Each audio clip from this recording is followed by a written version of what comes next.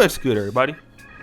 It's your boy, O'Shea Duke Jackson, back at it again with another episode of The Celebrity Junk. A lot of you brothers have sent me this situation with Jada Pinkett and her show being canceled as the parent company Meta, which now owns Facebook, shut down Red Table Talk. Now, of course, Red Table Talk is Jada's show, her mom's show, Willow Smith. So it's like 3 generations of women talking about issues that largely affect women. There was some, big time guests on there, people revealing some things about themselves, their struggles, things of that nature. But the partnership ended. Okay. And now they're in talks of finding a new home. Now, here's what I've been hearing from many of you guys out there. I've been hearing so many guys complain about the fact that, this is being canceled, or they're happy about it. They're excited that it's being canceled. And here's something that I would like to say if you're not on your toes as a man. Okay. Red Table Talk is going to have no problem finding another home. This is not a time to celebrate for men. I know guys love it when these shows get canceled and they hate Jada Pinkett. Let me tell you something, bro. Nobody wants a male audience. This is what men need to understand. Okay. I was working with a big brand on another project. I don't do it on my personal YouTube channel, but on another project, right? I said, what are your numbers that you're looking for? Like, who is your audience? And the person told me, it's one of the biggest brands in the world, by the way. Our audience is 18 to 35 women. And one of these brands dealt with, let's say, something that men really drink. Let's say like Budweiser. Okay. Budweiser, I'll use that as an example, is a brand that almost is exclusive to men. But if Budweiser comes out and says, our market is 18 to 35, you're going to be like, but mostly men drink Budweiser. It's because they don't care about you. That's the whole point. And I try to get men to understand that. These companies do not give a damn about you. You are, in their opinion, as a consumer, worthless. That's the whole get down, right?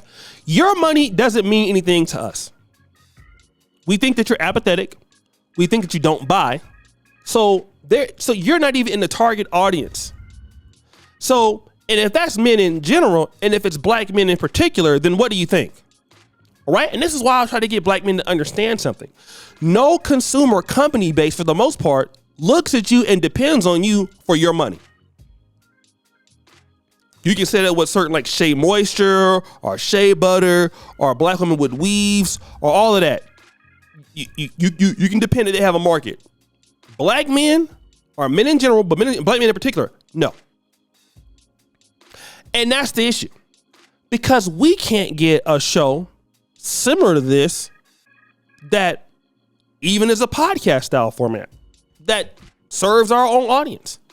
And that's the reality that we're trying to fight a uphill battle with black men and getting black men to represent their voices. And I know that men have some of these things, but to get black men to represent their voices and to put something out there that black men will support. And I'm telling you that the women already have the victory here. We are behind. Okay? Red Table Talk will be back. It will get a deal. And they will be back. And Facebook will lose it if it's not on Twitter. If YouTube doesn't give it to them, somebody's going to give it to them. But when it comes to men, you will not get the deal. And that's what we need to be concerning about. Because the writing is on the wall for most of us as consumer base. And that whole thing trickles down to the lack of apathy we get from political parties and campaigns. See, it's something we need to talk about. When these consumers come out, and I can't prove this, but I think if there's a political analyst that talks about how does Republicans or Democrats choose this demographic, I would have to have some similarity as to how brands do it. That's why when you see Democrats typically talk about issues, they don't talk about it to men, especially in the black sector. Remember the whole Stacey Abrams thing? When Stacey Abrams and a lot of the black Democrats were telling, not really her, but people supporting her, look, just vote the same way black women vote. We know you're experiencing situations. We know it's unfair.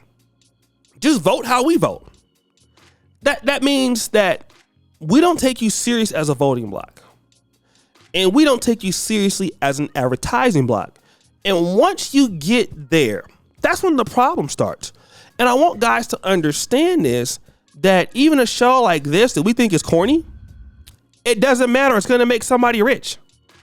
This is the reason why men's shows and supporting shows, and for it to get better, needs to happen. Because once you start getting people that will, and as long as the show is good and clean, it has a market, you'll get advertisers.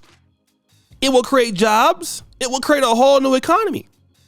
And we got to look at this thing as that. Before Kevin Samuels died, this is what our goal was. That's kind of lightly why I got into the Pan-African dating show.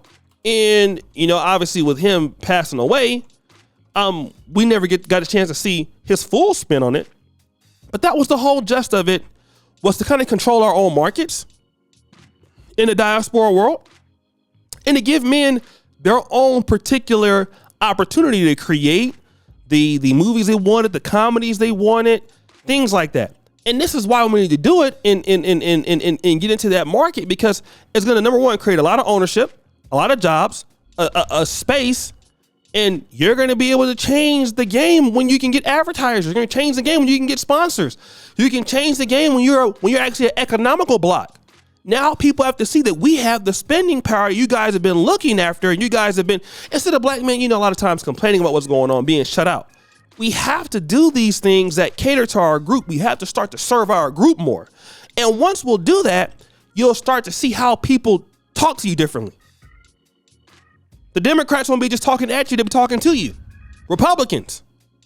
And the black male vote and the black male economy is like almost, I think, if we're $1.6 trillion, the black man got to be at least worth $600 billion. So black men got the money. Like, no, and I'm going to say it, no cap, black men have the economy to swing the bat. Period. All right? Period. You have everything, but we have to create these things for ourselves. And once you do, basically, you'll be able to do things like that. You have more black ownership. And the sky's the limit. But laughing at Red Table Talk, they got booted off. When we don't have a show or nothing that's that level, it talks about how we need to get to work and how much money we are leaving on the table, underdeveloping, not connecting the dots. Guys, we are one of the biggest sleeping giants in the American economy.